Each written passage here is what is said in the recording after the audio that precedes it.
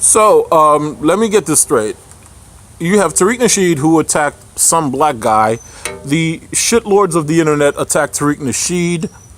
Tariq Nasheed called them racist, which brought on the attention of the Stormfront race realist alt-right sect, which attacked Tariq Nasheed, and Tariq Nasheed used that to justify his criticisms of all white people. And then he went on to attack Francesca Ramsey, the Marxist feminist social justice warrior.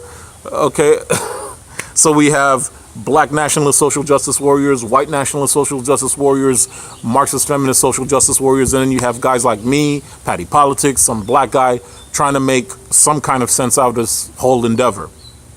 We're fucked. Anyway, y'all know what I think about Tariq Nasheed. I think he's selling a false sense of self-esteem. I think it's an escapist fantasy for him to believe that it's all white supremacy that leads to all the problems of the African American community, because deep down inside it takes a lot of strength to deal with all the crime that's going on in our communities and not either feel hurt, upset, and depressed at it.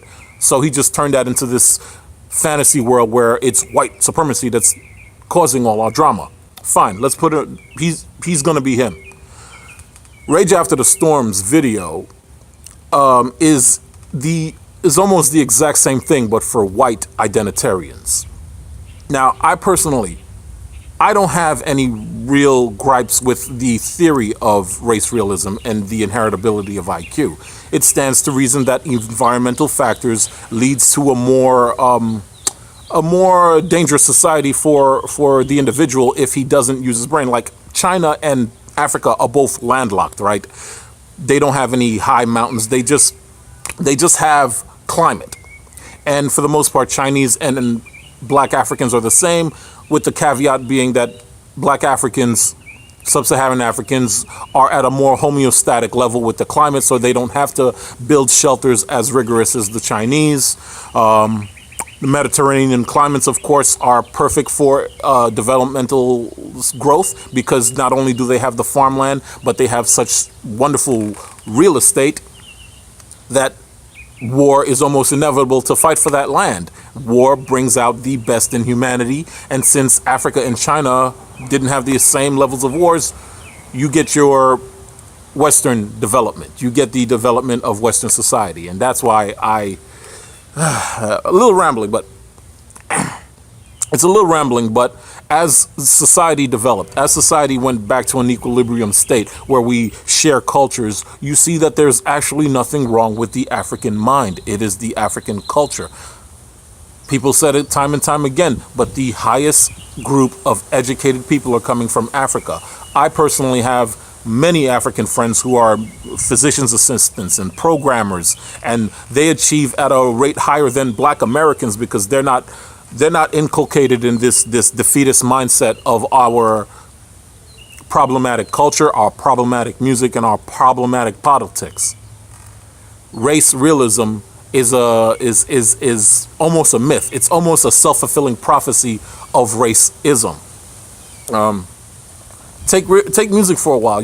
For all of you who hate black music, a lot of you don't seem to understand that black music, black pornographic hip-hop music, was the only monopoly that the white, i.e. dominant power structure, allowed us to have. Through rap music, we were able to control the counterculture. Through controlling the counterculture, we became the cool kids. That's why your children are whipping and nay-naying, because P. Diddy's father couldn't get a job. P. Diddy's father died drug dealing, so he started dancing and da-da-da-da. Culture. It's all about culture. It's all about culture and environment. And since it's all about culture and environment, I would like to just tell you once again that we should always focus on the main things that make us Western civilization, which is rationalism, capitalism, and individualism.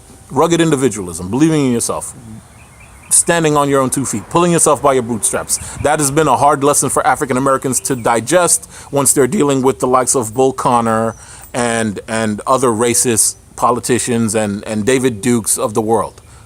It's our culture that makes us antagonistic towards the white society. It's our culture that hinders us, and it's our culture that keeps us dependent on this flawed system. Now, that's all I have to say about race realism. It's a self-fulfilling prophecy of racist. You killed the best African American readers and writers and union organizers and whatnot. Then you blame their children for being inmates. I don't know. We need to address that. Maybe it's time that we as Americans on the internet or all over the world, maybe it's time that we stop being polite about race realism and start being real. Where have I heard that before? Anyway, one more thing. Tariq Nasheed has got to be he is the most obsessed person with white penis that I've ever seen in my life. Francesca Ramsey is in real deep trouble because he cannot stand interracial dating. It feeds into his low self-esteem. So, Francesca Ramsey, maybe you might want to divorce your husband to make him feel better. Just saying.